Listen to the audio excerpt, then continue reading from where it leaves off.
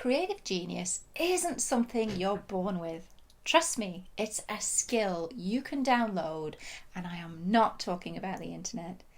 And here, I get it, why you might be tempted to think that creative genius is a skill reserved for a chosen lucky few.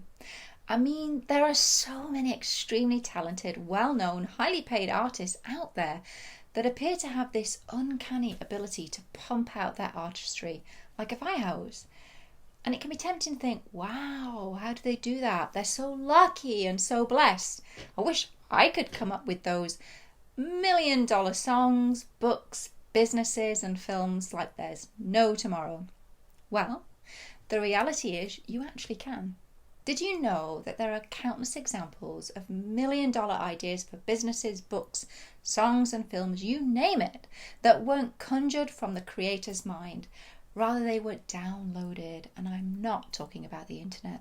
I'm talking about being able to tune into and receive divine inspiration and guidance from your higher self, your higher mind, your soul, subconscious, collective unconscious, or however you choose to name it. Because let's not let a word stand between you and those potentially $1 million ideas that you can download while you're sleeping. Did you know the idea for Google came to co-founder Larry Page in a dream? 𝗖𝗿𝗲𝗁 downloaded his invention for the sewing machine from a dream. Paul McCartney composed the multi-million-dollar hit song Yesterday in a dream. And James Cameron's $78 million box office hit, The Terminator, was also inspired by a dream which he had, which then birthed a billion-dollar enterprise. And then there's Taylor Swift, who also receives those $1 million ideas for her songs while she's sleeping. One such example is the inspiration Taylor received for her song, All You Had to Do Was Stay, which came to her in a dream. So imagine, for a moment, what can become possible for you once you know how to tap into your creative genius through the power of dreaming. I communicate with my higher self, my soul, nightly, and I also teach my clients how to receive guidance from their infinite self while they're sleeping. We all dream every single night, whether you remember them or not. The problem is, how many $1 million ideas are you missing out on if you don't know how to program your dreams or interpret them accurately? So how do you communicate with your infinite self while you're sleeping? Well, the first step in this process is to decide before going to bed what question you want to ask or what problem you want to solve.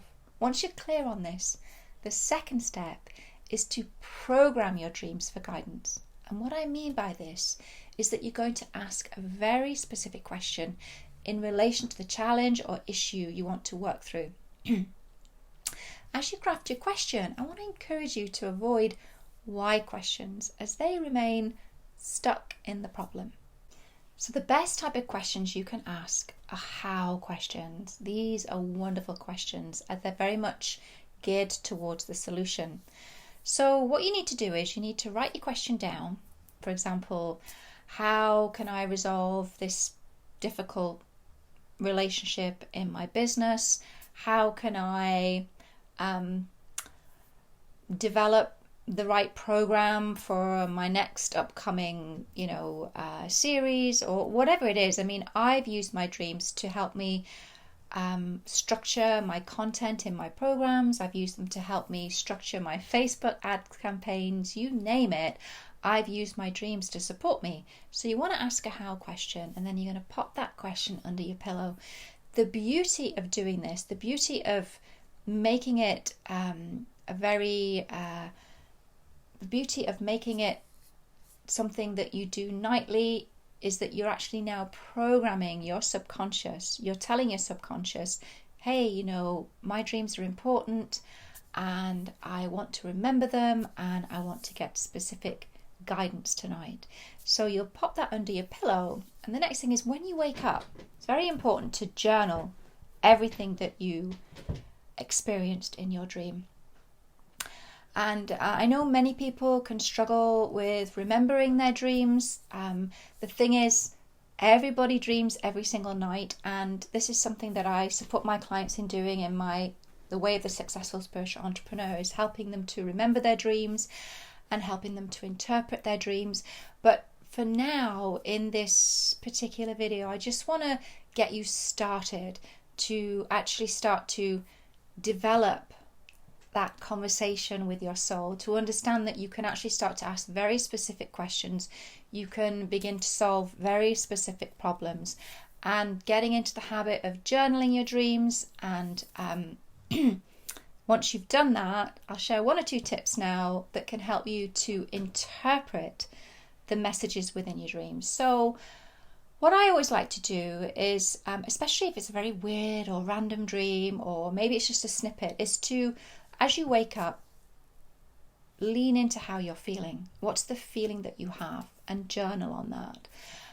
Another question I like to ask is the where in my life question. This is so powerful. This one question alone can give you so much clarity around what your dream's showing you. So as an example, I remember having this wild and crazy dream where I was climbing a ladder in the sky, dangling, swinging around, and I had an owl in my arms. And what I was trying to do was I was trying to put this owl into this contraption that was going to help it fly. When I woke up, I was like pretty dismissive. I'm like, oh my gosh, what the heck does that mean?